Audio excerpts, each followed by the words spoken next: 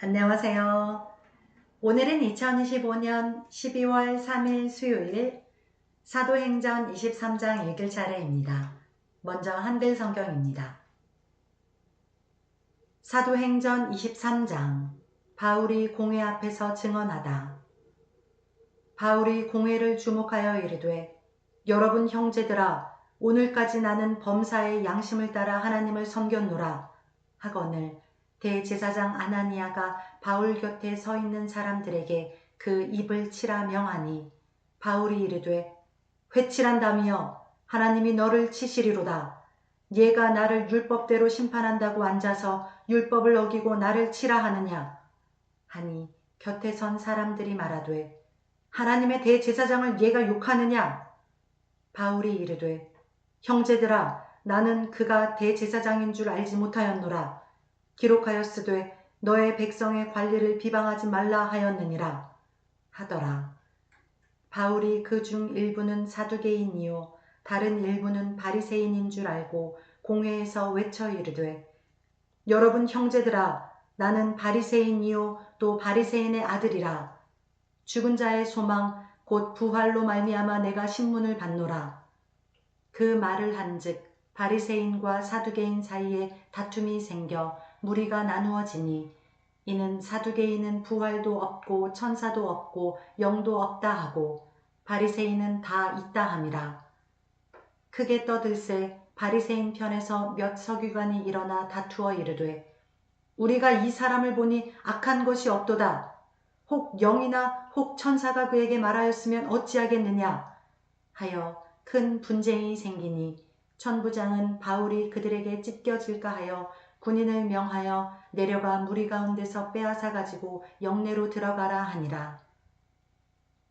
그날 밤에 주께서 바울 곁에 서서 이르시되 담대하라. 얘가 예루살렘에서 나의 일을 증언한 것 같이 로마에서도 증언하여야 하리라 하시니라. 날이 새매 유대인들이 당을 지어 맹세하되 바울을 죽이기 전에는 먹지도 아니하고 마시지도 아니하겠다 하고 이같이 동맹한 자가 40여 명이더라. 대제사장들과 장로들에게 가서 말하되 우리가 바울을 죽이기 전에는 아무것도 먹지 않기로 굳게 맹세하였으니 이제 너희는 그의 사실을 더 자세히 물어보려는 척하면서 공회와 함께 천부장에게 청하여 바울을 너희에게로 데리고 내려오게 하라. 우리는 그가 가까이 오기 전에 죽이기로 준비하였노라 하더니 바울의 생질이 그들이 매복하여 있다 함을 듣고 와서 영내에 들어가 바울에게 알린지라. 바울이 한 백부장을 청하여 이르되 이 청년을 천부장에게로 인도하라. 그에게 무슨 할 말이 있다 하니 천부장에게로 데리고 가서 이르되 죄수 바울이 나를 불러 이 청년이 당신께 할 말이 있다 하여 데리고 가기를 청하더이다 하매 천부장이 그의 손을 잡고 물러가서 조용히 묻되 내게 할 말이 무엇이냐 대답하되 유대인들이 공모하기를 그들이 바울에 대하여 더 자세한 것을 묻기 위함이라 하고 내일 그를 데리고 공회로 내려오기를 당신께 청하자 하였으니 당신은 그들의 청함을 따르지 마옵소서.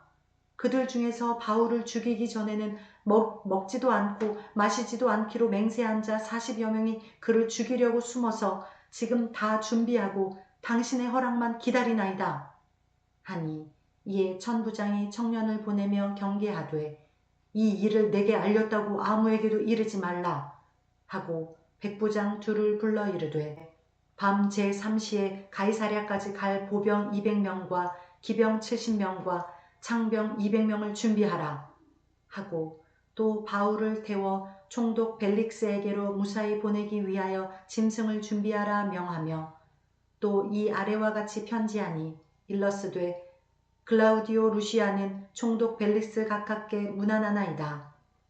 이 사람이 유대인들에게 잡혀 죽게 된 것을 내가 로마 사람인 줄 들어 알고 군대를 거느리고 가서 구원하여다가 유대인들이 무슨 일로 그를 고발하는지 알고자 하여 그들의 공회로 데리고 내려갔더니 고발하는 것이 그들의 율법 문제에 관한 것뿐이요 한 가지도 죽이거나 결박할 사유가 없음을 발견하였나이다. 그러나 이 사람을 해하려는 간계가 있다고 누가 내게 알려주기로 곧 당신께로 보내며 또 고발하는 사람들도 당신 앞에서 그에 대하여 말하라 하였나이다 하였더라. 보병이 명을 받은 대로 밤에 바울을 데리고 안디바드리에 이르러 이튿날 기병으로 바울을 호송하게 하고 영내로 돌아가니라. 그들이 가이사랴에 들어가서 편지를 총독에게 드리고 바울을 그 앞에 세우니 총독이 읽고 바울더러 어느 영지 사람이냐 물어 길리기아 사람인 줄 알고 이르되 너를 고발하는 사람들이 오거든 네 말을 들으리라 하고 헤롯 궁에 그를 지키라 명하니라. 아멘. 네, 이어서 영어 성경입니다. Acts chapter 23. Before the Sanhedrin. Paul looked straight at the Sanhedrin and said, My brothers, I have fulfilled my duty to God in all good conscience to this day. At this the high priest Ananias ordered those standing near Paul to strike him on the mouth. Then Paul said to him, God will strike you, you whitewashed worm. You sit there to judge me according to the law, yet you yourself violate the law by commanding that I be struck. Those who were standing near Paul said, You dare to insult God's high priest. Paul replied, Brothers, I did not realize that he was the high priest, for it is written, Do not speak evil about the ruler of your people. Then Paul, knowing that some of them were Sadducees and the others Pharisees, called out in the Sanhedrin, My brothers, I am a Pharisee, the son of a Pharisee. I stand on trial because of my hope in the resurrection of the dead. When he said this, a dispute broke out between the Pharisees and the Sadducees, and the assembly was divided. The Sadducees say that there is no resurrection, and that there are neither angels nor spirits. But the Pharisees acknowledged them all. There was a great uproar, and some of the teachers of the law who were Pharisees stood up and argued vigorously. We find nothing wrong with this man, they said. What if a spirit or an angel has spoken to him? The dispute became so violent that the commander was afraid Paul would be torn to pieces by them. He ordered the troops to go down and take him away from them by force and bring him into the barracks. The following night the Lord stood near Paul and said, Take courage, as you have testified about me in Jerusalem, so you must also testify in Rome. The next morning the Jews formed a conspiracy and bound themselves with an oath not to eat or drink until they had killed Paul. More than 40 men were involved in this plot.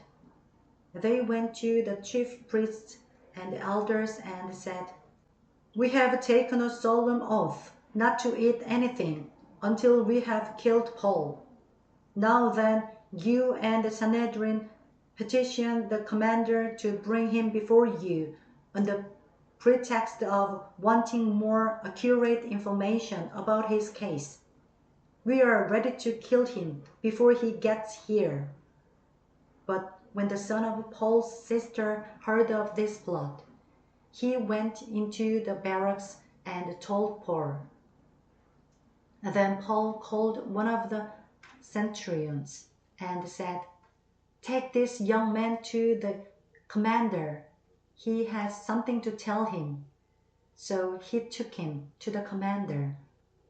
The centurion said, Paul, the prisoner, sent for me and asked me to bring this young man to you because he has something to tell you.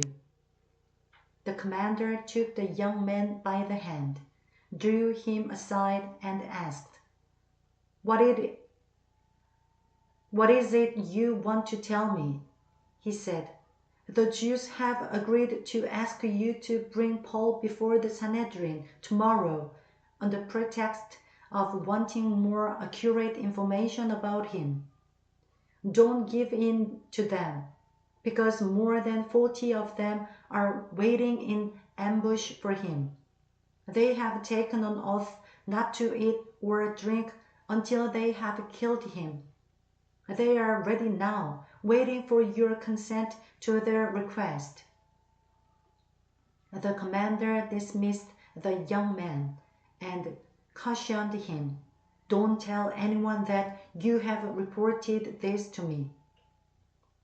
Then he called 2 of his centurions and ordered them, Get ready a detachment of 200 soldiers, 70 horsemen, and 200 spearmen to go to Caesarea at 9 tonight.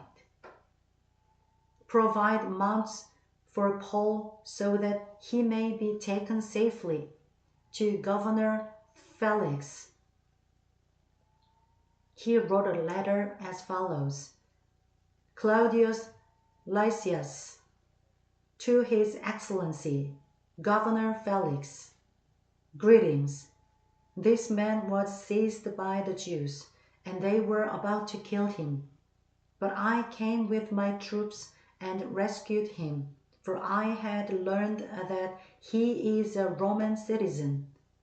I wanted to know why they were accusing him, so I brought him to their Sanhedrin.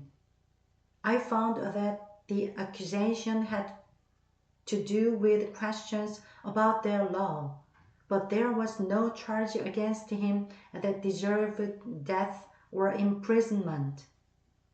When I was informed of a plot to be carried out against the man, I sent him to you at once. I also ordered his accusers to present to you their case against him. So the soldiers, carrying out their orders, took Paul with them during the night and brought him as far as Antipatris. The next day they let the cavalry go on with him, while they returned to the barracks. When the cavalry arrived in Caesarea, they delivered the letter to the governor and handed Paul over to him. The governor read the letter and asked what province he was from. Learning that he was from Cilicia, he said, I will hear your case when your accusers get here. Then he ordered that Paul be kept under guard in Herod's palace. Amen. 네, 이어서 일본어 성경입니다. 使徒の働き第23章。パウロは最高法院の人々を見つめていった。兄弟たち、私は今日まであくまでも健全な良心に従って神の前に生きてきました。すると大祭司アナニアはパウロのそばに立っていた者たちに彼の口を打つように命じた。そこでパウロはアナニアに向かって言った。白く塗った壁よ、神があなたを打たれる。あなたは律法に従って私を裁く座についていながら、律法に背いて私を撃てと命じるのか。するとそばに立っていた者たちが、あなたは神の大祭司を罵るのかと言ったので、パウロは答えた。兄弟たち、私は彼が大祭司だとは知らなかった。確かにあなたの民の指導者を悪く言ってはならないと書かれています。パウロは彼らの一部がサドカイ人で、一部がパリサイ人であるのを見て取って、最高法院の中でこう叫んだ。兄弟たち、私はパリサイ人です。パリサイ人の子です。私は死者の復活という望みのことで裁きを受けているのです。パウロがこう言うと、パリサイ人とサドカイ人の間に論争が起こり、最高法院は二つに割れた。サドカイ人は復活も御使いも霊もないと言い、パリサイ人はいずれも認めているからである。騒ぎは大きくなった。そしてパリサイ派の律法学者たちが何人か立ち上がって激しく論じ、この人には何の悪い点も見られない。もしかしたら霊か御使いが彼に語りかけたのかもしれないと言った。論争がますます激しくなったので、千人隊長はパウロが彼らに引き裂かれてしまうのではないかと恐れた。それで兵士たちに降りて行ってパウロを彼らの中から引っ張り出し、兵営に連れて行くように命じた。その夜、主がパウロのそばに立って、勇気を出しなさい。あなたはエルサレムで私のことを証ししたように、ローマでも証しをしなければならない、と言われた。夜が明けると、ユダヤ人たちは、とうとうを組み、パウロを殺すまでは食べたり飲んだりしない、と呪いをかけて誓った。この陰謀を企てた者たちは40人以上いた。彼らは祭司長たちや長老たちのところに行って次のように言った。私たちはパウロを殺すまでは何も口にしないと呪いをかけて固く誓いました。そこで今あなた方はパウロのことをもっと詳しく調べるふりをして彼をあなた方のところに連れてくるように最高法院と組んで千人隊長に願い出てください。私たちの方では彼がこの近くに来る前に殺す手はずを整えています。ところがパウロの姉妹の息子がこの待ち伏せのことを耳にしたので、兵営に来て中に入り、そのことをパウロに知らせた。そこでパウロは100人隊長の一人を呼んで、この青年を1000人隊長のところに連れて行ってください。何か知らせたいことがあるそうです。と言った。100人隊長は彼を1000人隊長のもとに連れて行き、囚人パウロが私を呼んで、この青年をあなたのところに連れて行くように頼みました。何かあなたに話したいことがあるそうです。と言った。すると千人隊長は青年の手を取り、誰もいないところに連れて行って、私に知らせたいこととは何だと尋ねた。青年は言った。ユダヤ人たちはパウロについてもっと詳しく調べるふりをして、明日パウロを最高法院に連れてくるようあなたにお願いすることを申し合わせました。どうか彼らの言うことを信じないでください。彼らのうちの40人以上の者がパウロを殺すまでは食べたり飲んだりしないと呪いをかけて使い、待ち伏せをしています。今彼らは手味を整えてあなたの承諾を待っているのです。そこで千人隊長は、このことを私に知らせたことは誰にも言うな、と命じてその青年を返した。それから千人隊長は二人の百人隊長を呼び、今夜9時、カイサリアに向けて出発できるように、砲兵200人、騎兵70人、総兵200人を用意せよ、と命じた。またパウロを乗せて無事に総督フェリクスのもとに送り届けるように馬の用意もさせた。そして次のような文面の手紙を書いた。クラウディウス・リシア、謹んで総督フェリクス閣下にご挨拶申し上げます。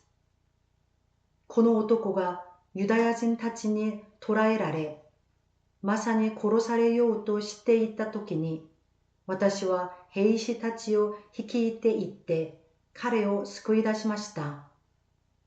ローマ市民であることが分かったからです。そしてユダヤ人たちが彼を訴えている理由を知ろうと思い、彼を彼らの最高法院に連れて行きました。ところが彼が訴えられているのはユダヤ人の立法に関する問題のためで、死刑や投獄にあたる罪はないことが分かりました。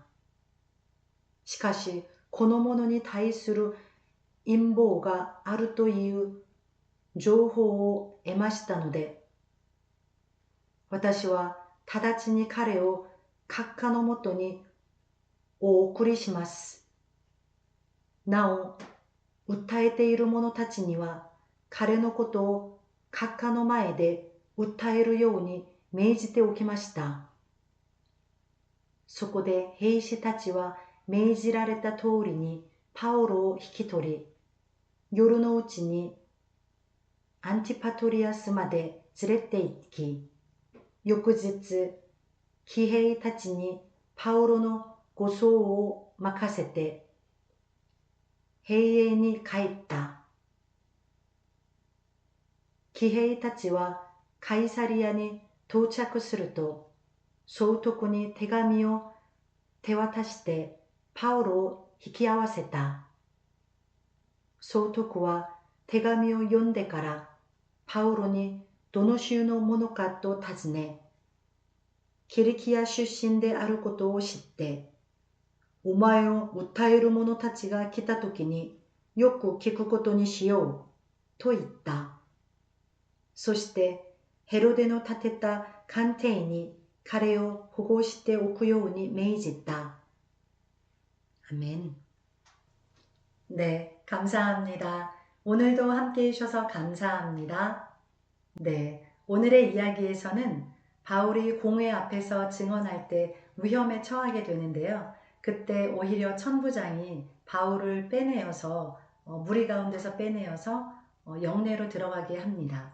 그리고 그날 밤에 주님께서 바울 옆에 서서 담대하라, 네가 예루살렘에서 나의 일을 증언한 것 같이 로마에서도 증언하여야 하리라 라고 말씀하십니다. 네, 그래서 여기서 오늘의 일본어 한마디는 담대하라입니다. 담대하라라는 말을 일본어 성경에서는 용기를 내라 라고 나옵니다. 그래서 용기를 내라는 한자 그대로를 일본어로 말할 때는 유기요 다시나사이, 유기요 다시나사이 라고 말합니다. 네, 우리도 모르는 사람들이나 지나가는 사람들에게 전도할 때 참 용기가 많이 필요합니다. 네, 저도 사실은 일본에서는 노방전도 하기가 참 쉽지 않다는 것을 많이 느낍니다. 네, 문화적인 요소도 있어서 남에게 피해를 주면 안 되는 문화이기 때문에 모르는 사람에게 다가가서 무언가를 보여주며 이 복음을 전한다는 것은 참 쉽지 않습니다. 그런데 모든 이런 어려움 가운데 처한 바울에게 주님이 나타나셔서 옆에 서서 담대하라 직접 말씀하신 걸 보면서 저도 더욱 담대하게 주님의 복음을 전해야겠다라는 생각을 해봅니다.